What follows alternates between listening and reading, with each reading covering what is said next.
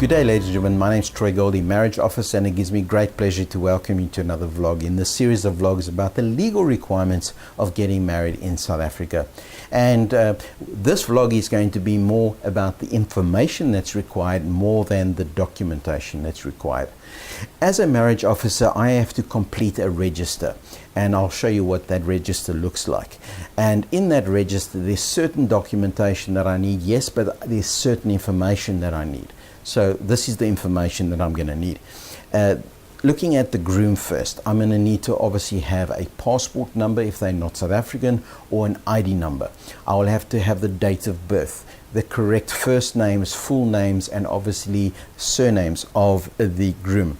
I would need to have the place of birth and the country of birth of the groom, their cell number, a contact number. I would need to have the physical address of that person. I would also need to know the highest education level of the groom. Now that might seem weird, what's that got to do with marriage, but well, I don't know, but it needs to be registered, so we need to put it down. So what is your highest education level and what is your current occupation? That needs to be recorded there as well. For the bride, it's the same. Obviously, it would be again ID number or again the passport, but the difference here, it would be a maiden name, so what the lady was born as. So if it was Smith, that would be her maiden name.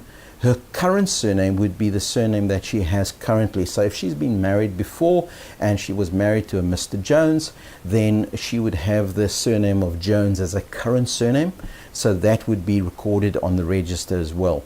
And while we're talking about that, you would have, as the bride, you would have the choice to change your surname to either back to your maiden name, to your new husband's surname, or you can retain your old surname as it was, or you can obviously go with a double-barreled name, but that's up to yourself.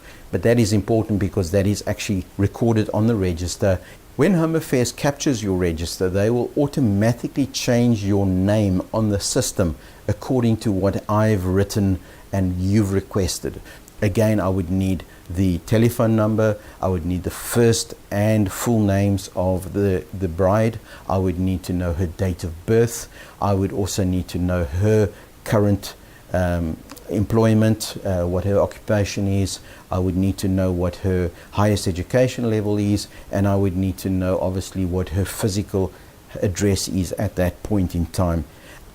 So all of that information is put onto the register, and underneath that is where you as the couple will sign. The bride on the day will sign in her maiden name or her current surname for the last time if she's going to change surname, and the groom would obviously then sign. You will see that there's a place for your photograph to be attached, and just underneath that is where your thumbprint will be put. That is just to verify that you are a living human being. The next page contains information about me as the marriage officer. I need to put all my contact details there and my information and my BD number, which is the number that I'm referenced as under Home Affairs as a marriage officer. And then it would be the witnesses' details.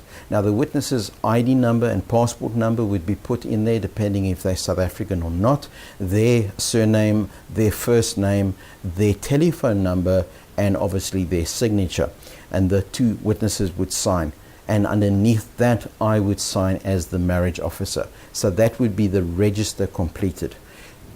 Just for your information, what I will do is I will scan the original register prior to giving it to Home Affairs.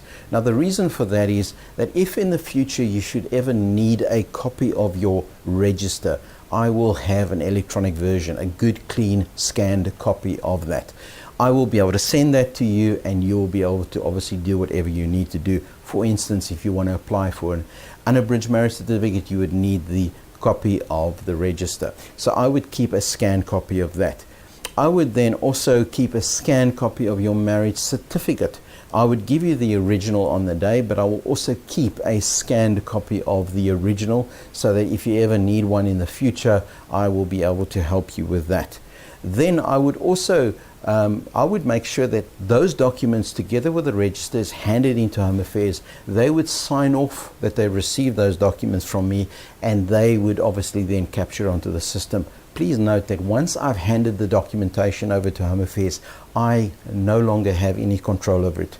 I have 3 working days in which to get the register to Home Affairs, and once they get it, they then have to capture it onto the system. So that process could take a bit long depending on what sort of queue they have to capture.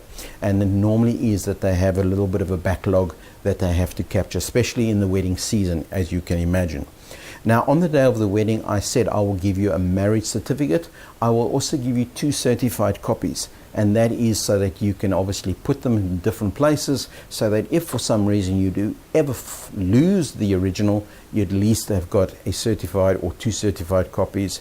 And if you needed to give it to anybody, medical aid or whatever, at least you've got your certified copies. And then a very important thing that I need to share with you, that on the marriage certificate, please note, ladies, that your new surname as your married surname will not reflect. That is not a form of identification. The certificate obviously will be your proof that you are legally married. Once you sign the register on the day of the marriage, you are then done legally married. So guys, if you want to contact me, if you need more information, my details are on screen now, Troy Goldie, Marriage Officer. You can call me on my cell phone, you can contact me via my email, and I'll be more than happy to help you. Until next time, cheers, bye-bye.